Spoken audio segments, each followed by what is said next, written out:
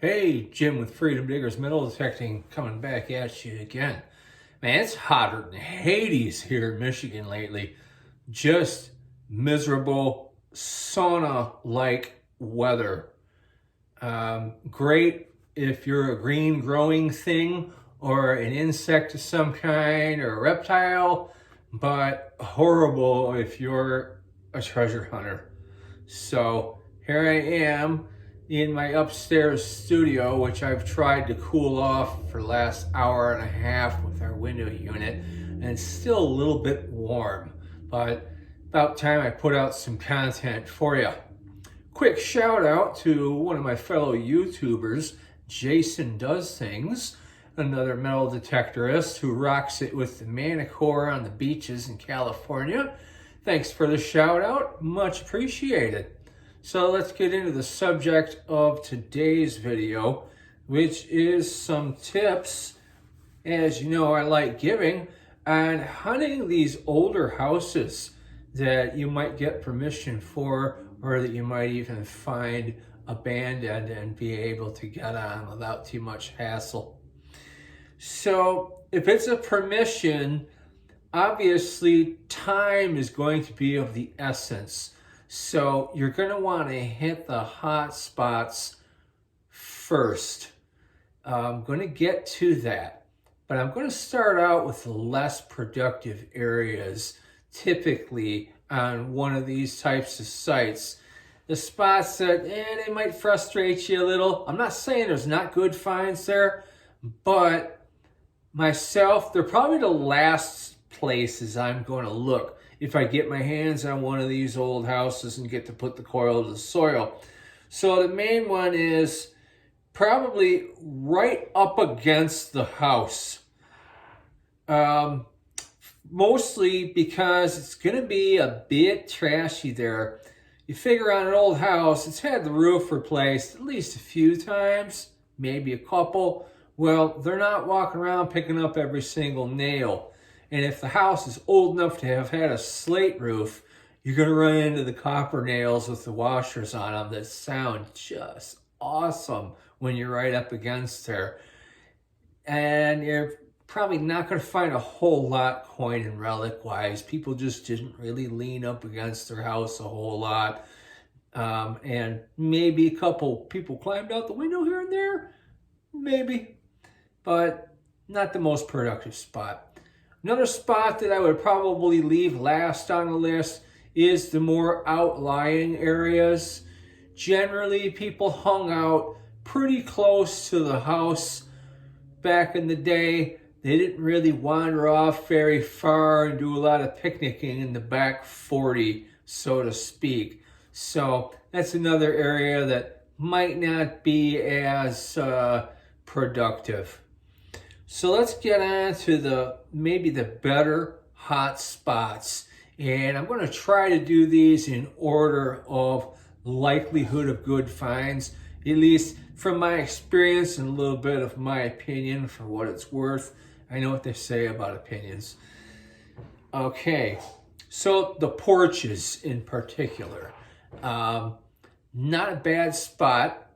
People are going up and down the porch. They're reaching in their pockets for their keys to the house. What else is in their pockets? Well, there's going to be some coins, right? Maybe a pocket watch. Porches are pretty good. Front porch, back porch, not bad. Not bad spots. Keep in mind, though, the trash level might be a little higher around the porches. If a house has evidence of a spot where there used to be a porch and now there isn't one, and you can swing that area though, that's going to be a pretty hot spot, because chances are if the house is old enough, it had a wooden porch, stuff will fall between the boards on the porch deck surface and end up underneath it. Coins. So that's probably one to keep in mind. All right. Next is going to be the driveway. Driveways can be pretty hot. In fact, I scored my first Buffalo nickel was on the back part of a driveway, the end of a driveway on what was once a house site. You figure people getting in and out of cars, they're going to drop stuff. There's a lot of back and forth traffic there. A lot of times they can be harder to dig because you might have to get through a little bit of gravel, but chances are if you get a good solid tone, nice high tone, good hit along the edge of a gravel driveway, it's probably worth going after the target. Okay, the front walk leading up to the porch, that's kind of an obvious one, right? Lots of foot traffic, high potential for drops. Definitely gonna hit along there. All right, now we're gonna crank it up a little bit higher. The front yard. Why I say the front yard over the backyard, and I'm gonna start on the front yard primarily, is because back in the day, people spent more time in the front yard. The backyard was kind of, well, that was where the outhouse was, for one. You really didn't want to hang around back there and have a picnic for obvious reasons. But the front yard was like more of a gathering spot. That way, when guests arrive, you were out there to greet them. People, they loved their front yards back then. Good spot to check out. Get all over that front yard. They're also a little less trashy for the most part than your typical backyard.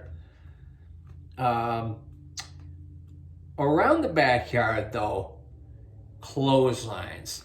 These could be a gold mine. Figure people are hanging up their clothes. Mom's out there hanging up the wash. Oh, there's nothing like line dried clothes in the fresh air. All right, I'm getting off here on a tangent. But those clothes that are hung up, they may have had coins in the pockets. A lot of great finds have been made where clotheslines are. If there's a remnants of a clothesline in the backyard, or you happen to swing over an overload signal back there, and you keep walking in a straight line and you hit another one, well, guess what? That's probably where the metal tubes for the clothesline was at one time or another. Now, not everybody sunk a metal tube into a concrete base for a clothesline. Take a look around. If you see two trees that are older, that are spaced about right, probably was a clothesline between them. You got to try and envision the way things were back when the house was in its heyday to put you on the good stuff. Now, here's the hot tip of the video. And this one, I kind of know from personal experience. When you're on that front yard, try to imagine a paper boy coming to deliver a paper. Now, is he going to walk squarely across the sidewalk and straight up that front path to the porch? Probably not. I didn't do it when I was a paper boy. No, he's going to cut diagonally across the lawn. Well, he's going to do that when he's coming to collect the money for the newspaper delivery as well.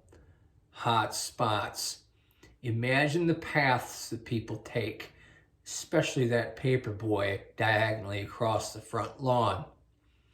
Another hot tip on this one, and the experienced guys are going to know this one, I'm sure. Let me know if you have heard this one, is if it's in a rural area where there was a roadside mailbox, there's probably still one now, definite hot spot. They used to pay for postage by leaving money in the mailbox for the mail carrier to retrieve to pay for the postage. Those coins ended up on the ground quite often around that rural mailbox. Now, sometimes those rural mailboxes were across the street from the house. So if you have access to the area across the street, look there too. Definitely a good shot at pulling out something great. So that's about going to wrap up this one. I do hope that all you are out there getting the coils of soil, digging responsibly so you can keep it dig for your die. And I will see you again soon on Freedom Diggers Metal Detecting. Thanks a lot for watching and have a great evening.